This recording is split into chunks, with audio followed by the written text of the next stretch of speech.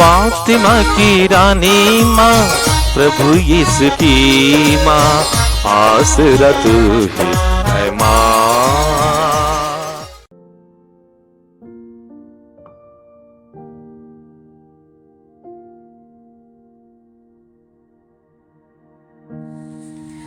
पहला पाठ कुरिन्थियों के नाम संत पौलुस का दूसरा पत्र, अध्याय 9, पद संख्याएं 6 से 11 तक। जो कम बोता है वह कम लूनता है, और जो अधिक बोता है वह अधिक लूनता है। हर एक ने अपने मन में जितना निश्चित किया है उतना ही दे दे। वह अनिच्छा से अपना लाचारी से ऐसा ना करे, क्योंकि ईश्वर खुशी से देने वालों को प्यार करता है। ईश्वर आप लोगों को प्रचुर मात्रा में हर प्रकार का वरदान देने में समर्थ है, जिससे आपको कभी किसी तरह की कोई कमी नहीं होगी, बल्कि हर भले कार्य के लिए चंदा देने के लिए भी बहुत कुछ बच जाए। धर्म ग्रंथ में लिखा है, उसने उदारता पूर्वक दरिद्रों को दान दिया। उसकी धार्मिकता सदा बनी रहती है। जो बोने वाले को बीज और खाने वाले को भोजन देता है, वह आपको बोने के लिए बीज देगा, उसे बढ़ाएगा और उसकी उदारता की अच्छी फसल उत्पन्न कर देगा। इस तरह आप लोग हर प्रकार के धन से संपन्न होकर उदारता दिखाने में समर्थ होंगे। आपका दान मेरे द्वारा वितरित होकर ईश्वर के प्रति धन्यवाद का कारण बन जाएगा। यह प्रभु की वाणी है। ईश्वर को धन्यवाद। भजन अनुवाक्य। धन्य है वह जो प्रभु पर श्रद्धा रखता है। धन्य है वह जो प्रभु पर श्रद्धा रखता है। धन्य है वह जो प्रभु पर श्रद्धा रखता और उसकी आज्ञाओं को हृदय से चाहता है। उसका वंश पृथ्वी पर फलेगा फूलेगा। प्रभु की आशीष धर्मियों की संतति पर बनी रहेगी। अनुवाक्य। धन्य है वह जो प्रभु पर श्रद्धा रखता है। धन्य है वह जो प्रभु पर श्रद्धा रखता है। उसका घर भरा पूरा होगा। उसकी धार्मिकता कभी विचलित नहीं होगी। वह धर्मियों के लिए अंधकार का प्रकाश है। वह दयालु, कोमल हृदय और न्यायप्रिय है। अनुवाक्य। धन्य है वह जो प्रभु पर श्रद्धा रखता है। धन्य है वह जो प्रभु पर श्रद्धा रखता है। वह उदारता पूर्वक दरिद्रों को दान देता है। उसकी न्यायप्रियता सदा बनी रहती है। उसकी शक्ति तथा ख्याति बढ़ती जाएगी। अनुवाक्य। धन्य है वह जो प्रभु पर श्रद्धा रखता है। धन्य है वह जो प्रभु पर श्रद्धा रखता है। जय घोष। alleluia। प्रभु कहते हैं, यदि कोई मुझे प्यार करेगा तो वह मेरी शिक्षा पर चलेगा। मेरा पिता उसे प्यार करेगा और हम उसके पास आकर उसमें निवास करेंगे। alleluia। प्रभु आप लोगों के साथ हो और आपकी आत्मा के साथ। संतमती के अनुसार पवित्र सुसमाचार। हे प्रभु तेरी महिमा हो। अध्याय 6 पद संख्या 1 से 6 तक और फिर 16 से 18 तक। यीशु ने कहा, सावधान रहो, लोगों का ध्यान आकर्षित करने के लिए अपने धर्म कार्यों का प्रदर्शन न करो, नहीं तो तुम अपने स्वर्गीय पिता के पुरस्कार से वंचित रह जाओगे। जब तुम दान देते हो तो इसका ढिंढोरा नहीं पिटवाओ। ढोंगी सभागृहों और गलियों में ऐसा ही किया करते हैं, जिससे लोग उनकी प्रशंसा करें। मैं तुम लोगों से कहता हूँ, वे अपना पुरस्कार पा चुके हैं। जब तुम दान देते हो तो तुम्हारा बायां हाथ यह ना जानने पाए कि तुम्हारा दायां हाथ क्या कर रहा है। तुम्हारा दान गुप्त रहे और तुम्हारा पिता जो सब कुछ देखता है तुम्हें पुरस्कार देगा। ढोंगियों की तरह मुंह उदास बनाकर उपवास नहीं करो। वे अपना मुंह मलिन बना लेते हैं जिससे लोग यह समझे कि वे उपवास कर रहे हैं। मैं तुम लोगों से कहता हूँ वे अपना पुरस्कार पा चुके हैं। जब तुम उपवास करते हो तो अपने सिर में तेल लगाओ और अपना मुंह धो लो, जिससे लोगों को नहीं केवल तुम्हारे पिता को जो अदृश्य है यह पता चले कि तुम उपवास कर रहे हो। तुम्हारा पिता जो अदृश्य को भी देखता है तुम्हें पुरस्कार देगा। प्रभु का सुसमाचार। हे ख्रिस्त तेरी स्तुति हो। जय यीशु ख्रिस्त में प्रिय भाई और बहनों, आज के पहले पाठ में हम लोगों ने सुना कि संत पौलुस कुरिन्थ के लोगों को प्रोत्साहन देते हैं, प्रेरणा देते हैं ताकि वे खुशी से उदारता से चंदा दे। पौलुस पुराने व्यवस्था से और प्रभु यीशु से प्रेरणा पाकर एक कलीसिया से चंदा लेकर दूसरी कलीसिया में देते थे उनकी आवश्यकताओं की पूर्ति के लिए। वैसे हम लोग पुराने व्यवस्था पढ़ेंगे तो एक बात मालूम हो जाती है कि ईश्वर मालिक है और हम लोग केवल मैनेजर है, देखभाल करने वाले हैं। इसलिए हमको जो कुछ मिलता है हम लोग खुशी से एक अंश, एक हिस्सा ईश्वर को देते, दूसरा एक हिस्सा गरीबों को देते, तीसरा एक हिस्सा अपने लिए रखते हैं, लेकिन साल में प्रभु के सामने अपने परिवार के सदस्यों के साथ खुशी मनाने के लिए रखते। सब कुछ ईश्वर का है, सबों का मालिक ईश्वर है। हम किसी चीज का मालिक नहीं है। ईश्वर ने यशायाह नबी के द्वारा बताया, अध्याय 66 पद संख्या 2 में, मैंने अपने हाथों से सब कुछ बनाया है, सब कुछ मेरा ही है। इसलिए इस्राएलियों का मानना था सब कुछ ईश्वर का है। और ईश्वर ने मूसा के द्वारा यह समझाया कि जो प्रथम फल है, जानवर हो या मनुष्य, उनके पहले बच्चे को ईश्वर को चढ़ाना है। प्रथम फल को ईश्वर को चढ़ाना है धन्यवादी भावना से। उसे क्या फायदा है?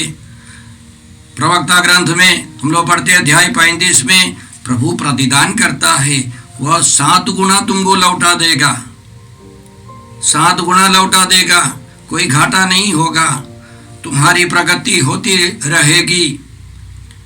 और ईश्वर ने लेवियों के लिए, पुरोहितों के लिए यह प्रावधान बनाया कि दशमांश के द्वारा वे अपनी गुजारा करें, अपना पालन पोषण करें, क्योंकि उनकी दाएं भाग नहीं है, उनकी जमीन जायदाद नहीं है और बाकी गोत्र के लोग उनको दशमांश देना है। इसके अलावा यहूदियों के लिए, इस्राएलियों के लिए 5 बलियां चढ़ानी थी। उनमें 3 बलियां ऑप्शनल है, यदि चाहते तो कर सकते हैं, लेकिन 2 बलियां अनिवार्य थी। उनमें भी आपको चढ़ाना है, समर्पित करना है। धन्यवादी बलि में जानवरों को ये सब चढ़ाना था। अनाज की बलि में, अन्न बलि में आपको अनाज, मैदा सब चढ़ाना था।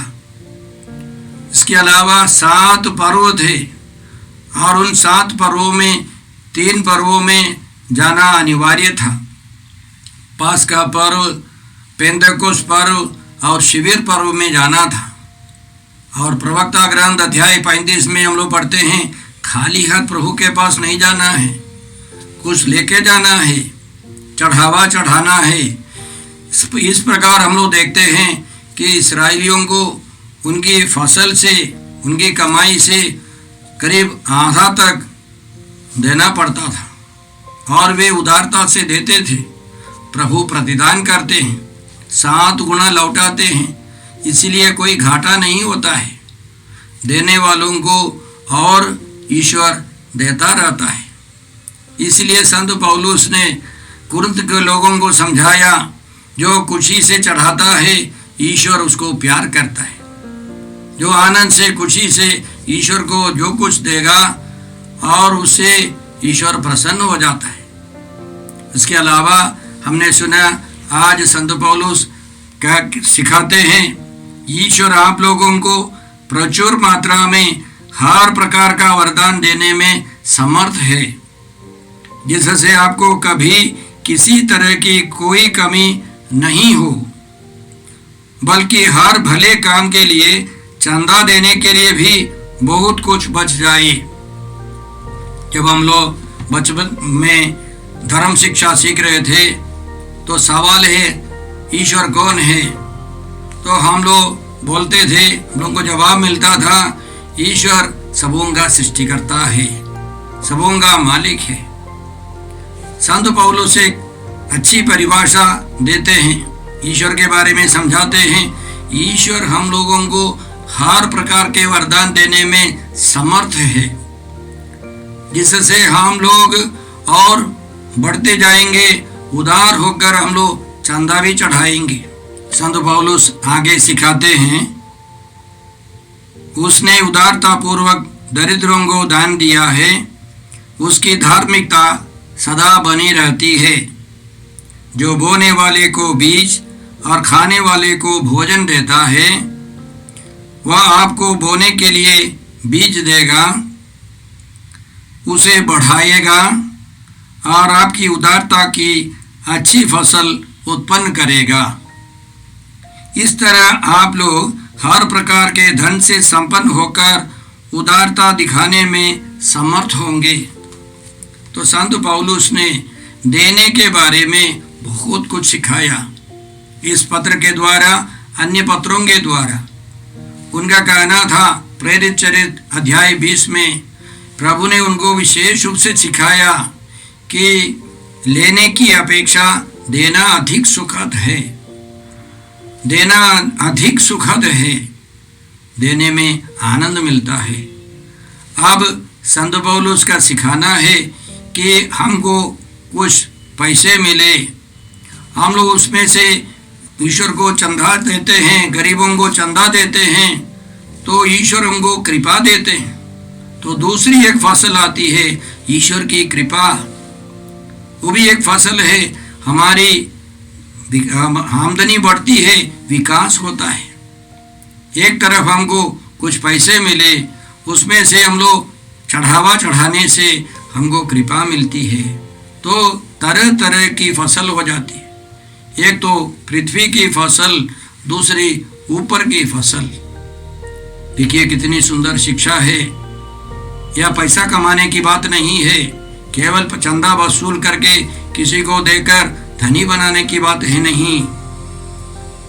जरूरतमंदों की जरूरतों की पूर्ति करनी है, साथ साथ ईश्वर की कृपा बढ़ती जाएगी। आगे उनका कहना है कि हम लोग प्यार में बढ़ेंगे, एक दूसरे के लिए प्रार्थना करेंगे।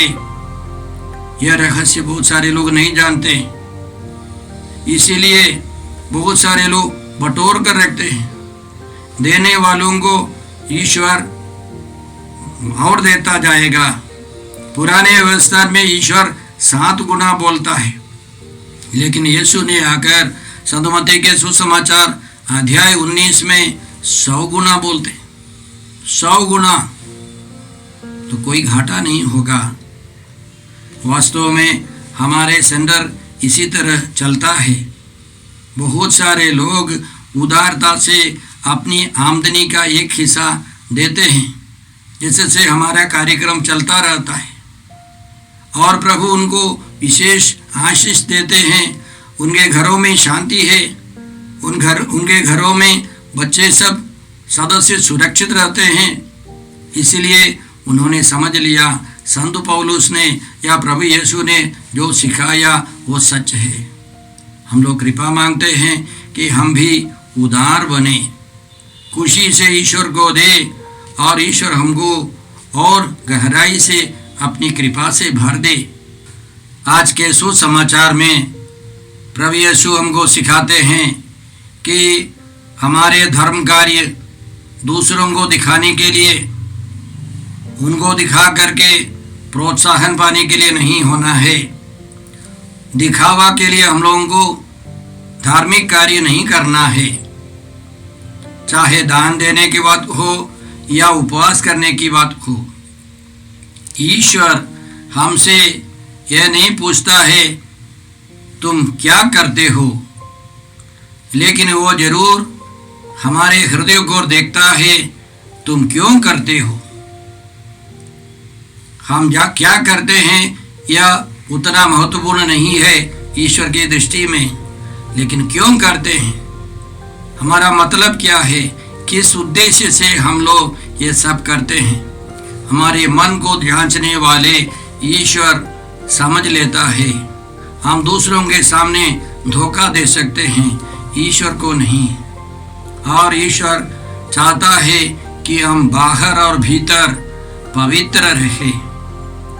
यीशु का कहना है जब तुम दान देते हो को तुम्हारा दाया हाथ जो करता है बाएं हाथ को मालूम नहीं होना चाहिए। हमको मालूम है यह हाथ बुद्धिशाली नहीं है, हाथ में बुद्धि नहीं है, पहचानने की शक्ति नहीं है, या बाएं हाथ को पहचानने की शक्ति नहीं है। इसका मतलब कलीसिया रूपी समाज रूपी शरीर में हम लोग हाथ है, पैर है, अंग है।